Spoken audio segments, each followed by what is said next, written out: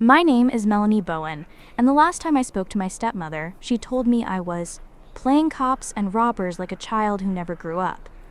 That was at my father's 60th birthday party, 8 years ago, when I tried to explain why I couldn't make it to every family gathering. I was working homicide for the Metropolitan Police Department, pulling 60-hour weeks on cases that kept me awake at night, but to Christine, my stepmother of 12 years, I was just indulging in some immature fantasy. Real adults have stable careers, she announced to the assembled family, her voice carrying that particular brand of condescension reserved for wayward stepchildren. They don't run around with guns pretending to be heroes. My half-brother Tyler, golden boy extraordinaire and recent MBA graduate, nodded along from his perch next to his new finance job. Maybe it's time to consider something more professional.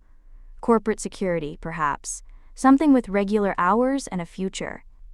The assembled relatives, Christine's sisters, her parents, even my own father, murmured their agreement.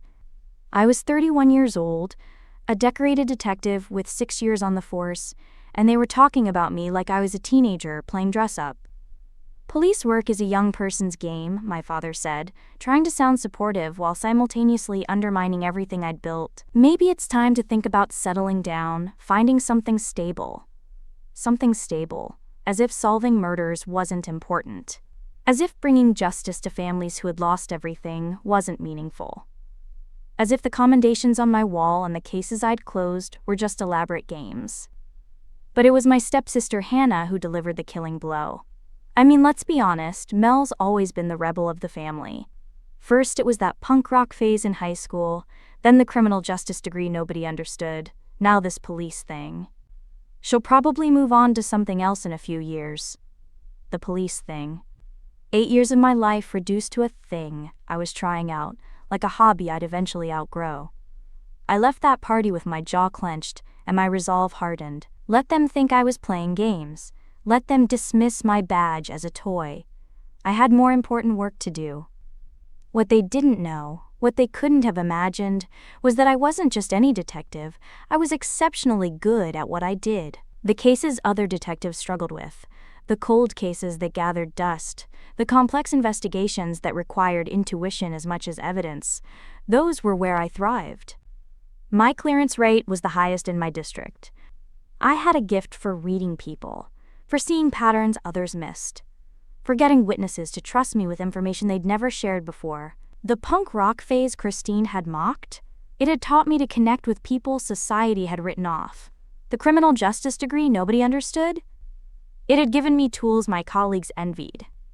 But my family lived in their suburban bubble, occasionally seeing news reports about crime in the city and shaking their heads about all that violence, never connecting it to the work their daughter was doing to solve it.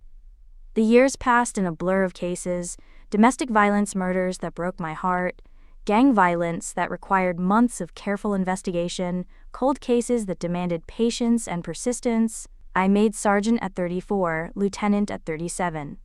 Each promotion came with more responsibility, more complex cases, more trust from my superiors. By year 10, I was heading the major case squad, supervising detectives and handling the department's most challenging investigations. By year 12, I was consulting with federal agencies on multi-jurisdictional cases. The FBI, I knew my name. The U.S. Attorney's Office requested me for special task forces. I bought a house in the suburbs, learned to speak 3 languages, earned my master's degree in forensic psychology. I testified as an expert witness in high-profile cases, trained new detectives, and developed investigation techniques that were adopted by other departments. And through it all, my family continued to see me as their rebellious Melanie, who was playing cop. The call came on a Sunday morning in November. My father's voice was shaking. "Melanie, something terrible has happened. We need your help." Hannah had been murdered. She'd been found in her downtown apartment, the victim of what appeared to be a robbery gone wrong. Her purse was missing, her laptop was gone, and there were signs of a struggle. The initial investigation had stalled. No witnesses, no clear suspect, no obvious leads. The detective assigned to the case, my father said, his voice breaking, "He seems nice enough, but he keeps talking about how these city crimes are hard to solve. He said we shouldn't get our hopes up." Hannah, Beautiful, successful Hannah, with her marketing career and her perfect life, had been reduced to just another statistic. "We were wondering," Christine said when she got on the phone, her voice small and desperate, "if maybe you could talk to someone. You know people in that world. Maybe you could put in a good word, make sure they take this seriously." That world, the world of law enforcement that she'd dismissed as childish games, was suddenly the only hope they had. "I'll look into it," I said. I was at the crime scene within 2 hours. Hannah's apartment was in my jurisdiction, had been assigned to my squad, to me. Detective Rodriguez, one of my best investigators, met me at the door. "Lieutenant, I didn't know the victim was related to you." "She's my stepsister." "What do we have?" He walked me through the scene, pointing out the evidence, the timeline, the preliminary findings. To a casual observer, it looked like a random break-in, but as I stood in Hannah's living room, something felt wrong. Nothing about the supposed robbery made sense. The laptop was gone, but her desktop computer, worth more money, was untouched.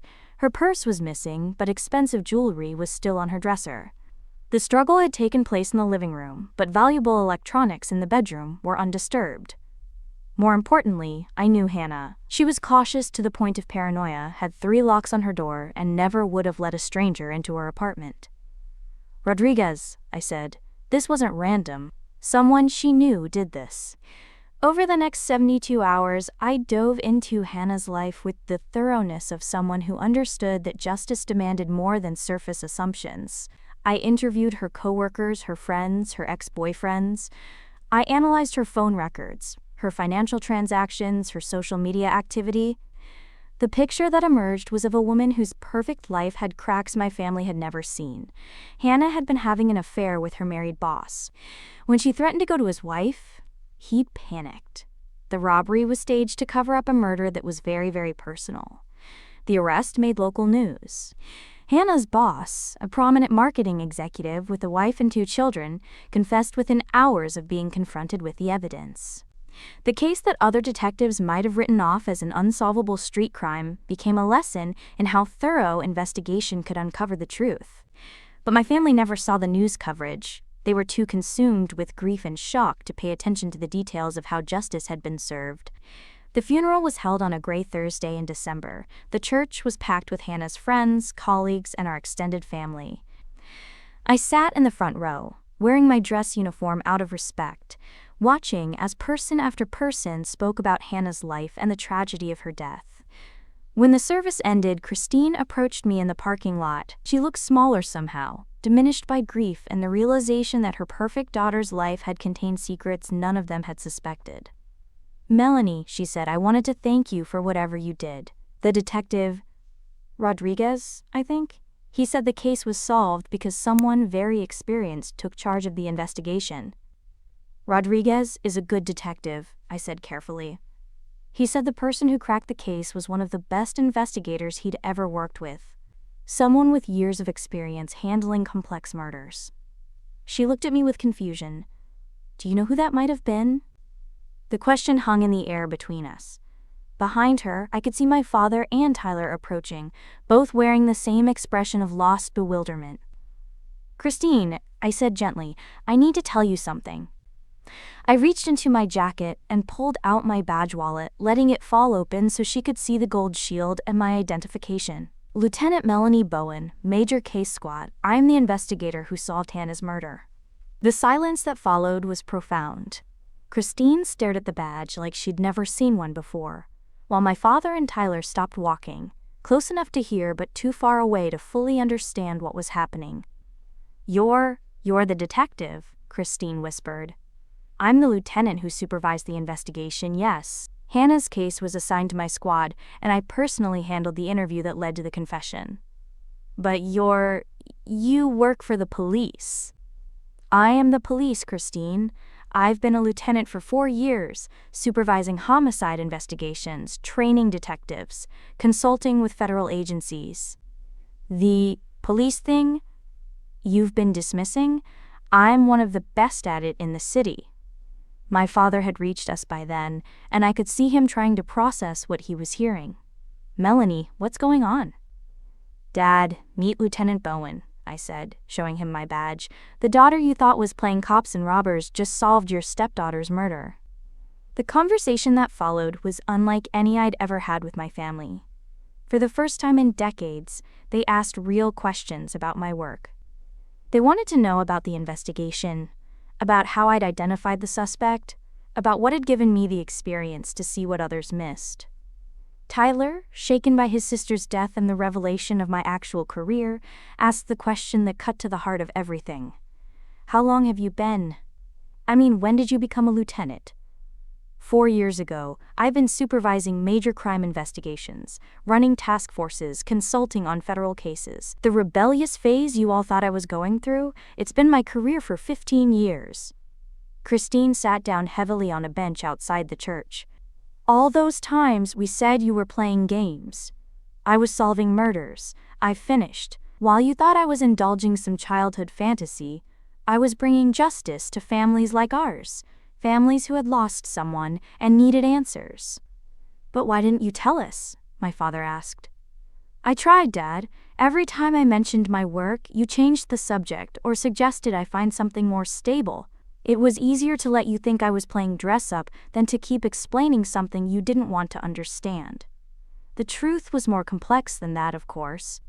Part of me had enjoyed the secret, the knowledge that while they dismissed me, I was building something meaningful and important. Part of me had been protecting them from the realities of what I saw every day.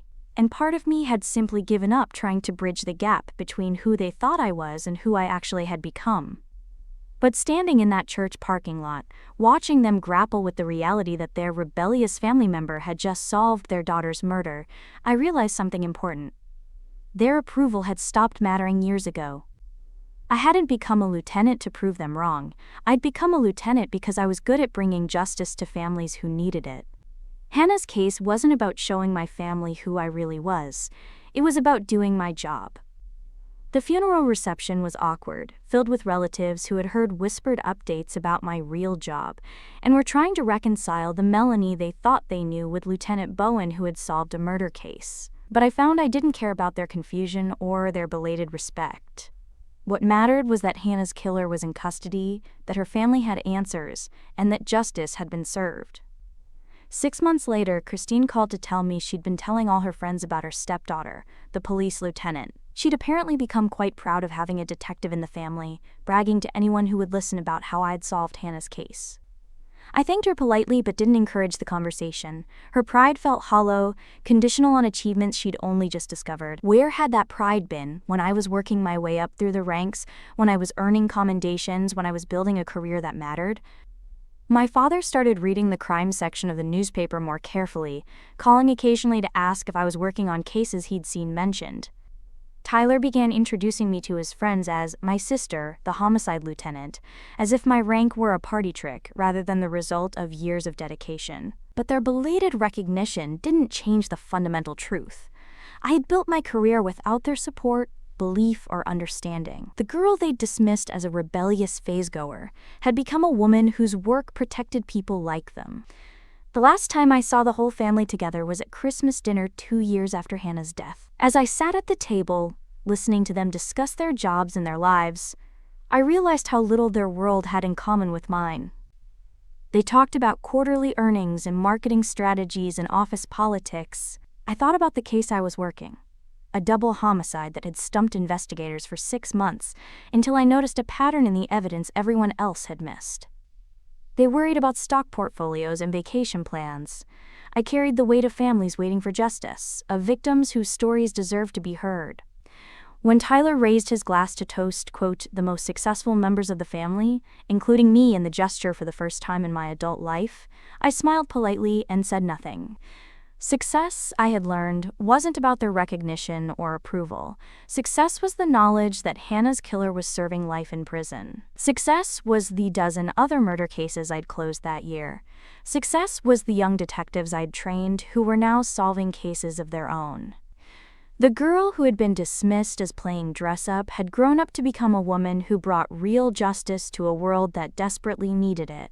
And that truth was more satisfying than any family dinner toast could ever be.